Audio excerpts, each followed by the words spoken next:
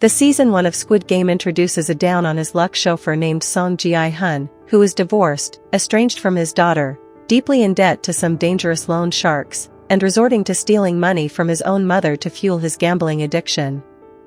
At one of the lowest points in his life, Ji-hun is approached by a stranger who challenges him to a simple game of dokji for money. Piquing Ji-hun's interest, the man offers him a chance to win a lot more money by playing games with much higher stakes. Desperate, Ji-hun agrees, leading him to being drugged and waking up in a massive living space with 455 other people. This large group of strangers all wear green tracksuits and are identified by their own unique number. With Ji-hun being labeled player 456, Ji-hun and his fellow players realize they are all trapped in an unknown location, protected by masked guards and pink jumpsuits, and will be competing in a series of 6 games over the course of 6 days for the chance of winning several 1 billion won. As the players prepare for their first game, Ji-hun discovers that his childhood friend, Cho Sang-woo, is a fellow player dubbed 218, who is also participating in the games. The pair befriend the elderly player 1-il Nam, and they all agree to assist each other through the upcoming games. Ji-hun also recognizes player 67, Kong Sae Byok, who recently pickpocketed the last money he had to his name. The players are then led to their first of 6 games overseen by the mysterious and masked frontman. The game is a simple red light green light, where the rules are to run from one end of the playing field to the other before time runs out, starting whenever a giant mechanical doll says green light and stopping whenever the doll says red light. This game proves deadly when the first player to break the rules is shot dead. This alarms all of the other players, leading many to panic and flee, resulting in an all-out massacre that ends in over half of the contestants dead. The horrified Ji-hun and his allies survive the first game, now fully aware of the deadly stakes in store for them. With each player's death, more money is added to the overall prize pot. The contestants hold a majority vote to end the games, and the guards release everyone back to their homes, with no one receiving any money. Ji-hun attempts to alert the police of his experience, but no one believes his outlandish claims. No one, that is, except for Detective Hwang Jun-ho, whose brother previously went missing after receiving a similar game invite.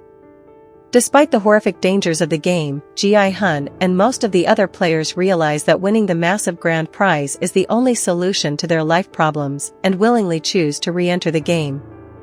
Sang-woo is on the verge of arrest for committing financial fraud. The elderly Il Nam wishes to die bravely instead of due to his deteriorating health.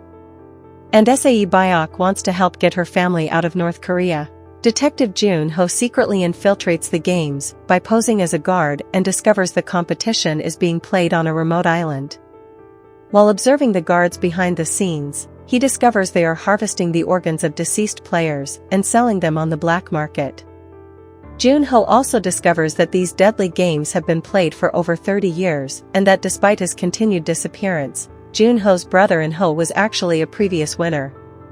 As foreign VIPs arrive on the island to place wagers on the games, Jun-ho secretly attacks one of them and records a confession of all of the deadly and illegal activities occurring on the island. As Jun-ho flees with the evidence, he is caught by the front man, who removes his mask to reveal that he is in fact In-ho. In-ho attempts to recruit his brother to help oversee the games, but the shocked and betrayed Jun-ho refuses, leading In-ho to shoot Juno, knocking him off the edge of a cliff and into the ocean. Back in the games and better prepared for the dangers ahead, Ji-hun, Sang-woo and Il Nam align with Sae Byok and player 199 Ali, a Pakistani immigrant who has faced immense prejudice in his normal life. The second game requires every player to pick between a circle, star, triangle, or umbrella, and after making their selection, are forced to cut out their chosen shape from a fragile cookie. Unfortunately, Ji-hun accidentally chose for himself the umbrella, by far the most difficult shape. Despite this, Ji-hun successfully completes the task alongside all of his allies. Following the second game, the antagonistic player 101 Deok Soo kills another player after accusing him of eating more than his allotted food rations. The guards do nothing to intervene, with the only result being more money added to the final prize pot. And so Deok-soo realizes that he can simply kill the other contestants to make his position in the games easier. He forms an alliance of like-minded players, including player 212 Minyo, and they stage a riot. Ji-hun and his newfound friend band together to survive the deadly night and make it to Game 3. The third game is Tug of War, forcing players to form teams of 10 to face off against each other. Deok-soo betrays his loyal ally, Minyo, by abandoning her to instead form a team exclusively of stronger men. Minyo joins a team with Ji-hun and his allies. And despite having a seemingly weaker team, the elderly Il-nam helps his allies win their matchup by implementing the best strategy. Game 4 begins with players being forced to choose a partner. Ji-hun pairs up with Il-nam, while Sang-woo pairs up with Ollie. Unfortunately, the players are all then handed a bag full of marbles and told that to win the game, they must somehow have all of their partner's marbles in their possession by the end of a timer. Whoever loses, dies. Ji-hun and his allies are all devastated that they are now forced to compete against each other. While Sae Byok is traumatized over having to essentially sentence someone to death to win the game, Sang-woo coldly tricks his friend Ollie into giving him his marbles. Meanwhile, Ji-hun takes advantage of Il-nam's dementia to trick him and win his marbles. As the time runs out and Ji-hun is declared the winner, Il-nam confesses he allowed Ji-hun to win as they are Gonbu, trusted friends. And so Ji-hun leaves the game distraught over his actions and the death of Il-nam. Going into the fifth game, only 16 players remain, including Ji-hun, Sam-woo, Sae Byok, Deok-soo, and Miho. The next game is Glass Stepping Stones, where contestants must cross a bridge made of glass panels, some of which can support their weight and others which will shatter and cause the player to plummet to their death. The players are randomly given the order for which they must cross the bridge.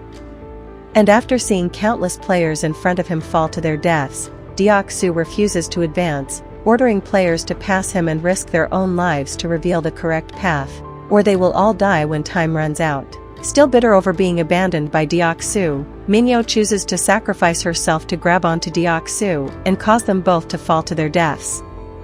With time running out and the contestants not yet across the bridge, Sang-woo coldly sacrifices the player in front of him to reveal the incorrect path, allowing him to safely complete the bridge alongside the only other survivors of the game, his allies, Ji-hun and Sae Byok. Ji-hun now realizes that his childhood friend, Sang-woo, is willing to do anything to survive, even if it means turning on his own allies. Unfortunately, this knowledge can't help him prevent Sang-woo from murdering Sae Byok, leaving him and Ji-hun as the final two players. The final game is the titular schoolyard classic Squid game, which Ji-hun and Sang-woo play together as children.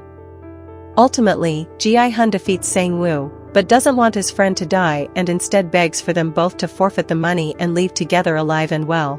But Sang-woo refuses this offer, sacrificing himself to allow Ji-hun to win the money.